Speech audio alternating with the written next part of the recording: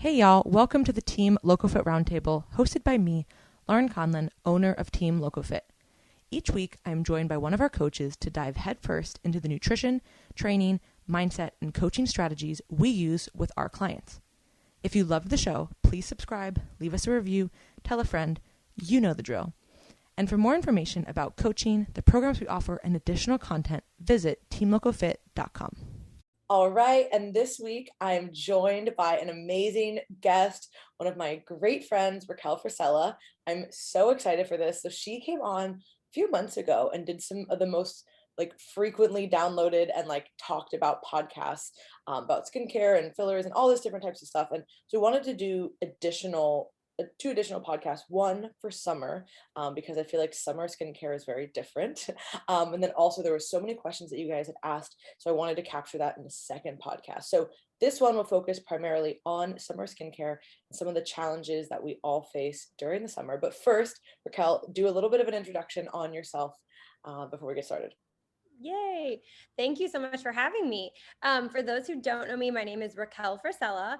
I am a board certified nurse practitioner specializing in aesthetics. I practice in St. Louis, Missouri. I see patients in office and I focus heavily on injectables in my practice, a lot of Botox and filler nowadays. And I also do online skincare consulting for clients that live outside of St. Louis as well, where I'm able to consult, assess, and sort of prescribe medical grade skincare plans for patients. So that's been fun. And that kind of really blew up over COVID and quarantine when I wasn't able to be practicing in the office. So it sort of was a new, silver linings, right? So that was sort of like a new outlet that kind of inspired me. And it's been really neat to be able to take clients outside of my local region as well. But I absolutely love what I do. I love the world of aesthetics. I always kind of start by saying we're going to talk a lot about, the beauty portion of it. And I love helping people feel beautiful and confident and amazing.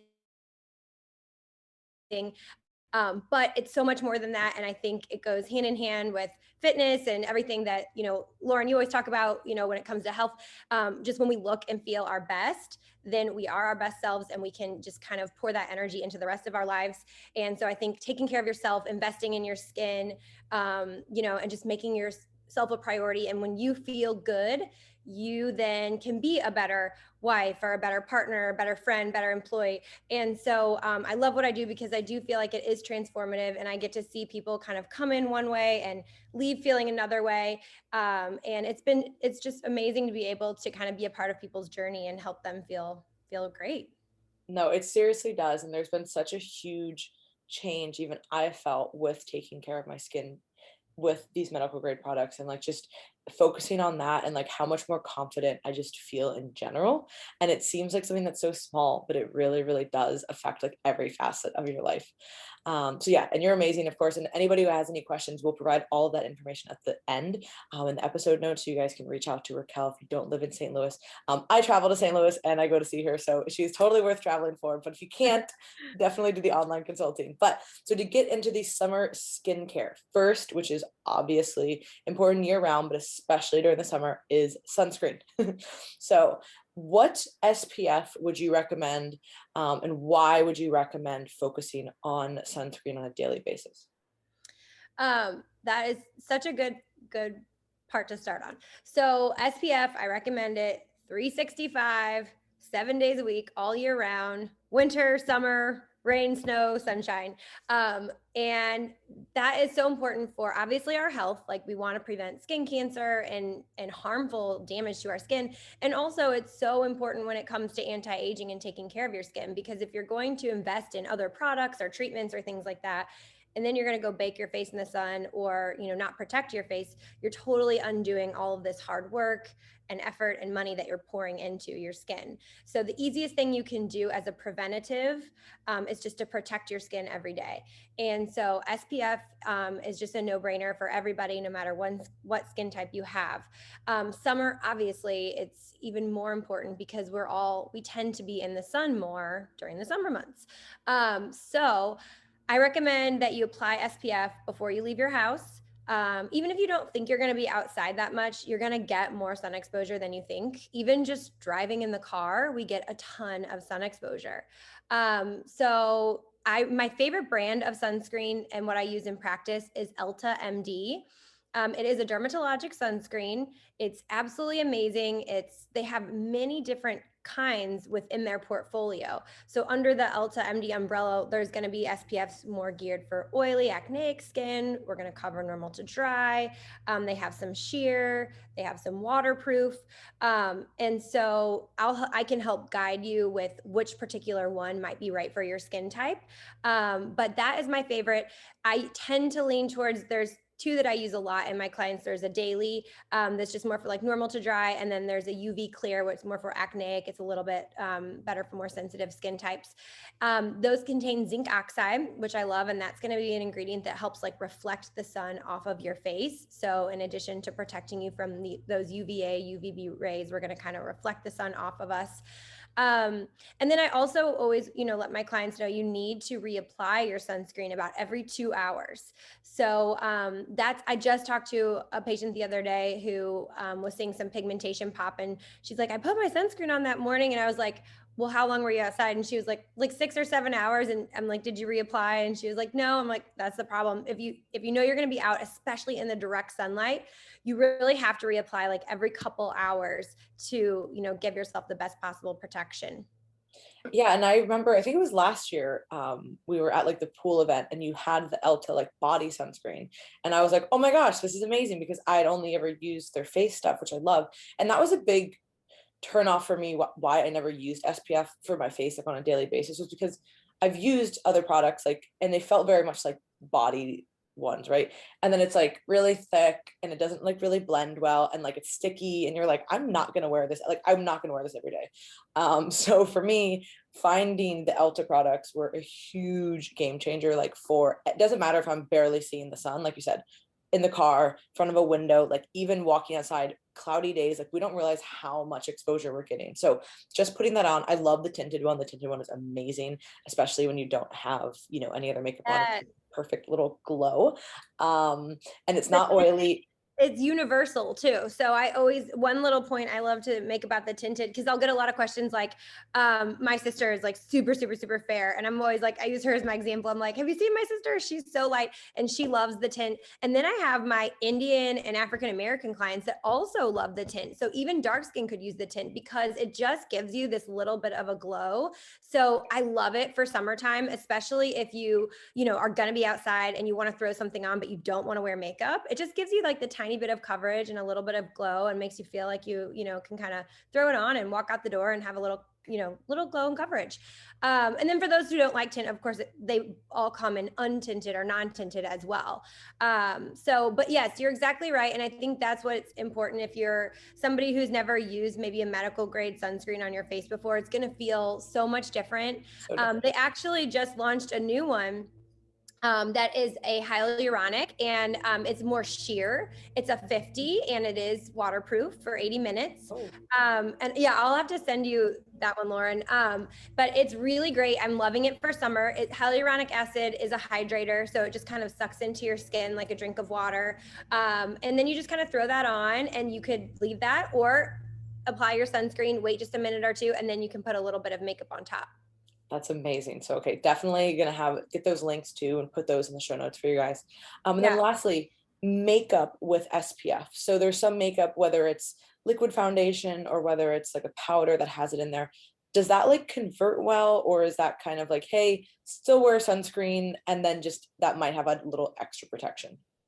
Exactly. I mean, it's better than nothing. So if you're doing that, that's the first step. Okay, that's good. But I say never rely on your makeup for your SPF coverage. So that should just be the extra cherry on top. So you want to put your SPF on first, and then go ahead and give yourself that little extra boost with your makeup.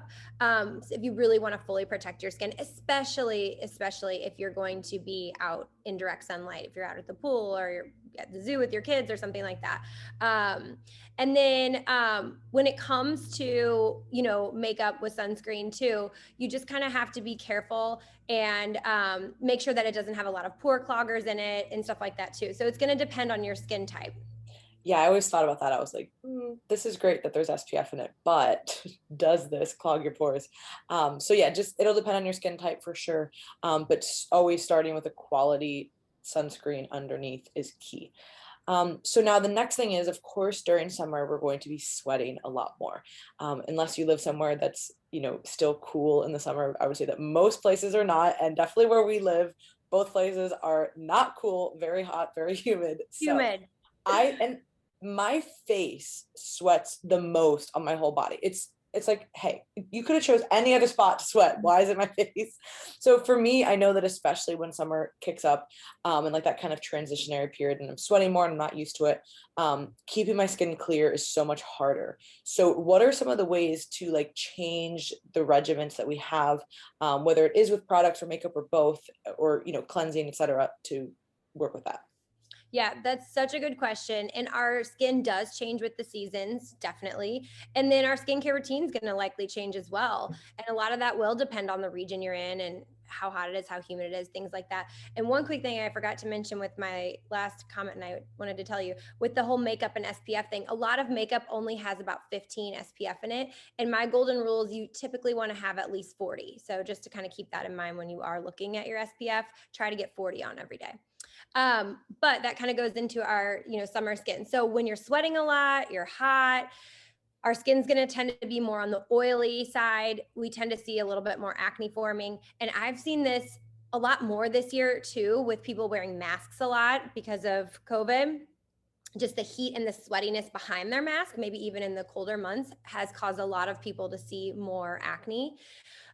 So what we want to do is we want to lighten everything up a little bit. So if and when possible, try to go without makeup if you know you're going to get really sweaty. So if you're going to be doing an intense workout outdoors and it's possible to not wear makeup, I would recommend it.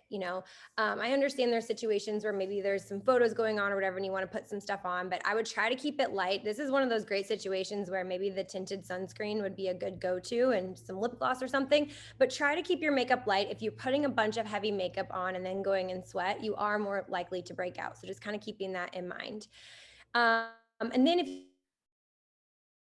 you do have makeup on when you work out or when you sweat, when you're done, the best thing you can do is clean your face. So, that's going to require cleansing the skin and reapplying or whatnot. Then we want to lighten up moisturizers. So if you're somebody who is typically more dry and you're using more of a heavy moisturizer during the day, and you are sweating a lot and you're feeling kind of like your face is just melting throughout the day, then it's time to kind of lighten that up a little bit. So maybe you can get away with just your tinted SPF solely during the day. If you still need an extra boost, then that's where I like to recommend in the summer. I love hydrating serums. They're very lightweight and they sort of just absorb into the skin versus a heavier cream that kind of sits on top. So serums are really, really nice in the summer. They're not going to feel heavy. And so when you are hot and you are sweaty, you're not going to feel anything slide off and your hydration is kind of locked into your skin. So, adding SPF, lightening up the moisturizer, lightening up the makeup, and keeping the skin as clean as possible. One other little trick I have my clients do is keep an exfoliating wipe with them. I love our clarifying wipes. They have salicylic acid in them. And I know you love those, They're Laurin. so good. So good. They're, I call them like little skin degreasers.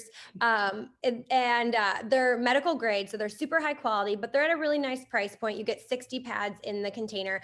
Like I have my fitness people keep them in their gym bags. My nurses keep them in their bags at work just because they get kind of hot and sweaty throughout a 12-hour shift and just feel like they need to clean their face. So anytime you feel like, oh my gosh, I've just been so sweaty, say you've been working out in the yard and you're driving somewhere, maybe you don't have time to wash your face, you just left the gym, you can't wash your face, grab one of those salicylic wipes and just rub it all over your face. It's going to kill bacteria, kind of declog pores and prevent acne. So we just want to keep the skin as clean and hydrated and refreshed as much as we possibly can. Yeah, so yeah, those are amazing. I love them. And I definitely agree with like the lighter serums, maybe like a vitamin C serum or something like that. And one thing that I struggle with is, personally, I have that kind of combination skin that's a little bit dry and a little bit oily at the same time, which is like, hey, why are we like this? But it's a real thing. So for me, there's a fine line of like washing my face too much versus not enough, right? Because then it's like, all right, well, if I'm just stripping everything off. So in the summer, so say you are like, you're training in the morning and you're doing something later, like, and you probably shouldn't really wash your face like 3 to 4 times a day. So would it be still okay to like use a wipe and then just kind of like water, like a cloth or something? Would that still be okay? Yeah, you could totally do something like that. You could use almost like a gentle makeup remover wipe, and then follow that up with a clarifying wipe. It can dry you out if you wash your face excessively. That is for sure. I always tell clients, like, if you do your skincare routine before bed and then you wake up in the morning and as long as you hadn't sweat a ton at night or, woke up feeling dirty or something, you honestly you could not wash your face first thing in the morning and, skip out on that one, and then wait and wash your face till after you work out if it's during the day, or that night. And then the other secret is, if you are somebody who does sweat a lot or is needing or wanting to wash your face multiple times a day, you just want to make sure you are using a gentle cleanser. So a lot of people don't realize that if you're using a cleanser that has any kind of exfoliant in it, any kind of acne medication in it, and you're using that more than once a day, you are definitely going to dry your skin out. We don't want to strip our barrier, like you said. We want to keep that lipid barrier intact. So gentle cleanser is going to be key. And as long as you're using a nice quality gentle cleanser, cleansing your skin a couple of times a day should be okay. Yeah, I noticed a big difference when I switched actually to the glow cleanser.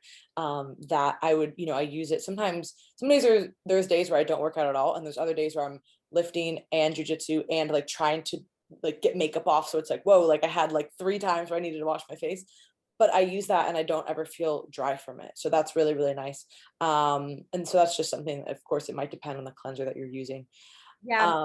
And then one of my little hacks for that is, obviously, when we're talking about medical grade products, these are going to be any products that are sold by medical professionals, and they're just super, super clean, active ingredients. There are no fillers. There's no extra fragrance or just like extra junk in them that can irritate your skin.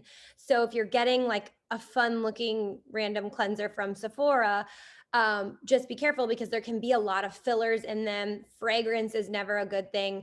It can just make sensitive skin irritated, or even non-sensitive skin just over time can become irritated. So you really want to keep your skincare products with less is more. And when you're using medical grade, those few quality ingredients can absolutely change your skin. And this is cleanser is a spot where you can, if you're working on a budget, kind of skimp on medical grade. And I have my patients use Cetaphil, CeraVe, or Vanny Wash. And you can get those at the drugstore, Target, CVS. And those are very basic. They're dermatologic, they're very gentle, and they're at an amazing affordable price point. So you can use, Cetaphil, CeraVe, or Vanny Wash, during the day, and then splurge on your medical grade exfoliant, something like the pads or things like that. They're really going to count when it comes to changing your skin. For sure. Yeah, I love that. And I get a lot of questions about that. Like, what are a few things that I can get? Like, what's the most bang for my buck? I would definitely say the exfoliating acids are the biggest changer for like my skin. I got them for my mom last year, and she's somebody who, had a lot of sun damage growing up, and it's just somebody who has, a lot of just freckles and just kind of sun damage from that. And she's noticed a huge difference too. So it doesn't matter what age you are, you will see a difference if you start using those. So definitely number one. And CeraVe makes great moisturizers too. Like if you just need like a cheap one, that's what I travel with, because I'm like, I don't want anything to spill. So this is like $7. So I don't have this spill on me. But what are some things to avoid during summer? So I know we already talked a little bit about maybe some thick moisturizers wouldn't be something that you would want during the day, but are there any products like the acids or any kind of procedures like a peel? Like what would that look like as far as what to do and what not to do? Yeah, that's a great question. So we'll talk about treatments first. So and this is also going to come down to your skin type as well. So when we're talking about in-office treatments, there are some treatments that are better suited when you're not going to be in a lot of sun. And these are things like lasers and chemical peels. Those types of treatments, for one, to get really good results from lasers, you want your skin to be in its lightest form. When your skin is tan, you are more likely to burn from lasers, really no matter what kind. So that's why we have to be careful with darker skin types in laser. Depending on the type of laser, like when it comes to ablative peels and things like that, we can't even laser. It's called the Fitzpatrick scale, and it goes from 1 to 6. And so that's, you're going to kind of look and see or talk to your provider, where do you fall on that scale? I'm like a 3 to 4. So once you get 4, 5, and 6, you're in a more risky category for lasers, peels, things like that, because you have a darker skin, you have more melanin, and you can have more adverse reactions. Those are going to be things like hypo and hyperpigmentation. And so the tanner we are, the more susceptible you are to, complications post laser, post peels, and things like that. So with that being said, you really want to hold off and do those when your skin is light, when you're not super sun exposed. So I have my more olive complected patients wait and do their peels and their lasers and things like that in the fall. Also, depending on what you're trying to do, you can work against yourself. If you're going to be in the sun a whole bunch and then you're trying to do lasers to erase sun damage, it's very hard to do. So it's kind of like, wait till you're done with these beach vacations, wait till you're out of the sun, and then really kind of hit it hard in the less sunny months. Things like facials, skincare, microneedling, injectables, those can be done at any time. The sun's really not going to affect that. So you don't have to worry too much there. When it comes to skincare, then we need to worry about just protecting and shading our face from the sun when we're using those, more aggressive exfoliants. So I always tell, because a lot of patients, they'll be like, oh my gosh, retinol, can I use that in the summer? And I always remind them, there's people who live in Hawaii and use retinol where it's sunny year round. It's not that you can't use it in the summer. It's just that you have to train yourself and educate yourself that when you are using those things, you have to protect your skin from the sun. You are going to be a little bit more photosensitive when you're using exfoliating acids. Meaning if you're on a retinoid or you're using glow pads or koji pads, things like that, when you do go out in the sun, if you didn't wear SPF and if you totally baked your face in the sun, you could definitely be more susceptible to a sunburn. So it's not that by using those that you're going to walk outside and fry by any means, but it's just that you have to just make sure you're wearing your SPF, that you're not baking your face. But yes, absolutely, you can still go to the pool, just wear your hat, wear your SPF, take care of your skin, and you're totally fine. And probably use those products at night too would certainly help, right? Instead of and you recommend that anyway, but that's a great point. Yeah. And if you're going to be in the sun, I wouldn't recommend applying it and then going out in the sun, because that's going to make you more susceptible to a burn. You're going to wait and you're going to use it at nighttime. I oftentimes have my patients leave your exfoliating acids at home when you go on vacation. If you're going to Mexico, there's no need to bring your retinol there. You're going to be in the sun a lot. I just want you to bring your SPF and your hats, and then when you get home, we'll work on getting back on the pads. So. Okay, perfect. And so we already talked a little bit about preventative treatment as far as definitely wearing SPF, taking these steps beforehand. But what are some things that we can do to correct for previous sun damage? A lot of people had questions about things like sunspots. I did have a question about melasma too, which I know is not necessarily correcting damage that's happening, but what are some ways to correct the sun damage that's happening and some of the things that we do get from a lot of the sun exposure? I love this question. It's like my favorite thing to treat is pigmentation. I got really passionate about it because after I had my son, Enzo, I got really bad melasma on my forehead, and it just looked like I had a big old chunk of dirt on my head for months afterwards. And it made me so self-conscious. I always felt like I needed to wear makeup when I left the house, and it just made me feel horrible. And so I got really into my skincare and treatments and products that I could reverse this damage, and was very successful and found the right things. And ever since then, I feel like that really inspired me with skincare, just because it was amazing when you have that personal experience, how much skincare alone can do. It pretty much erased my melasma, and I'm talking about the koji pads. So when it comes to pigmentation and correcting damage, this is where, how we were talking before about your exfoliating acids, that's where this comes into play. So exfoliating acids are products that are going to exfoliate you, and these are chemical exfoliators. So there's physical exfoliators, which is like a scrub where you can feel the little beads in it that are kind of physically exfoliating your skin. And then there's chemical exfoliators. So you've probably all heard of retinol. There's kojic acid, TCA, azelaic acid. There's a bunch of different kinds of chemical exfoliants. And again, when you're working with a professional, that's kind of the advantage where they can help you select like what would be good for you. So when I have a patient who's really wanting to work on pigmentation, I love to use kojic acid in my practice. And I've been doing this for 12, almost 13 years now. I've had a ton of success with kojic acid reversing sun damage and melasma. Azelaic acid's really good too. Retinol is going to be good. Hydroquinone is okay, but I just love kojic acid. I've watched hundreds of patients reverse sun damage and melasma with that. And so what it is, it's called a tyrosinase inhibitor, and it basically goes in and targets that, darkened melanin, and it kind of lightens it all back up and evens your skin tone back out. So I love everything. I love to use exfoliators in a pad form. And so they're just super simple, super easy to use. You grab the pad, you swipe it on all over, and you just go to sleep, and it does its work overnight. All of the pads that I have hydrators in them. So the Koji pads, which are kojic acid, there's a little salicylic in there, and then there's some glycerin in there as well. And that's going to work to hydrate you while the pad is on, so you don't have to put anything on top of it. But what it's going to do is basically exfoliate you. So what that means is it's turning over skin cells. As we age, the rate at which we turn skin cells slows and slows and slows. And that's why our skin starts to look more dull over time. So we use these chemical exfoliators, and they're going to speed that process back up. So we're going to start turning those skin cells faster, and instantly our skin's going to start looking brighter and tighter and more youthful. So all exfoliators are going to do that for you. And then they all have their little properties. Like that's where the kojic acid's great for pigment. Your retinoids are really great for texture.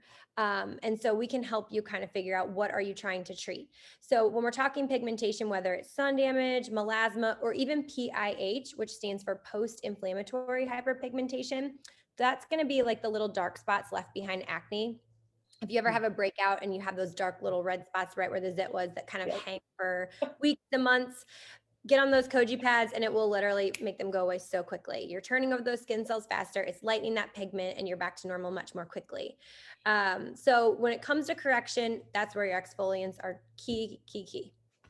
Perfect. And also just another, like a last final thought here is, and I always forget, I try to do it now, just being aware, is like the neck. So a lot of people will complain obviously as they're getting older, and part of that is just, your skin is looser, you can't really help that, but we often forget about that, and I'm guilty of it too. So I'll try to take the pads and I'm like, okay, go down. I always say don't neglect the neck. I know. Because I do, and I see this in my older clients that come in, and it's usually like 40s, 50s, where it just kind of hits them, where they've been working on their face really diligently, but they haven't really been taking care of working on their neck. And all of a sudden we start to see that differentiation where it's almost like a cutoff point where it's like, this is all looking great, but then here's all the sun damage and the wrinkles here. Yeah. So it is important to preventatively take care of it by always carry your SPF down your neck and your décolleté. Try to hit the backs of your hands as well. And then your products, all those same areas. Like when you're using the pad, I always say use one side on your face, flip it over, use the other side on like your neck, carry it to your chest, go and hit the back of your hands with it. Like get the most out of that baby, So I'm always like doing my hands. I'm like, okay. Totally. Yes. Because you'll see and then that's something too, where we can do in-office treatments as well. So IPL, which is a photofacial, that's wonderful for sun damage, and that's going to pull pigment out. You can do that on your face, your neck, your chest. You can do chemical peels on those areas. We can do micro needling on all of those areas. So just throwing in some treatments on your neck in addition to your face every once in a while is definitely important. Awesome. Well, I think this was really, really useful, and especially as summer is like fully kicked off. I was just up in St. Louis, so I know it is hot there. It is very hot here. So everybody is probably feeling those changes. So like I said, we will put some of those links in the show notes as far as the brands. Elta is hands down the best for SPF. And I'll also link up Racquel's site. So if you guys want to do the complimentary skincare consult, you can. And then you can also check out her website, which has really great blogs with more about products, injectables, and just things in general. So what is the website? Yeah. It's RacquelFrisella.com, RACQUEL. Everyone always forgets the C. And just like Laurin said, I do have some really great blogs on summer skincare, on how to treat pigmentation. So there's, if you're bored and you want to read along, there's some good stuff there. But I do like doing the complimentary consults. And I always tell my patients, I'll always just assess your skin, take a look, and I'm going to give you my recommendations from top to bottom. So I'll usually give you everything from your cleanser, your exfoliator, all the way down to your eye cream. And I always tell my patients, don't be overwhelmed. You definitely do not have to start out with everything. I just like you to know your options, see what's out there, see what you can and could be doing. And then I can always help you prioritize if you're like, okay, I want to start with like 2 or 3 great things. Like, what do I need? That's where I can help guide you. Awesome. Well, thank you so much. And as I alluded to earlier, the next podcast, you guys will be all about the questions that you send in. We have some really, really great ones. So thank you for tuning in. For any other questions for me or for the team, you can visit teamlocofit.com, and we'll talk to you guys Wednesday. Thank you.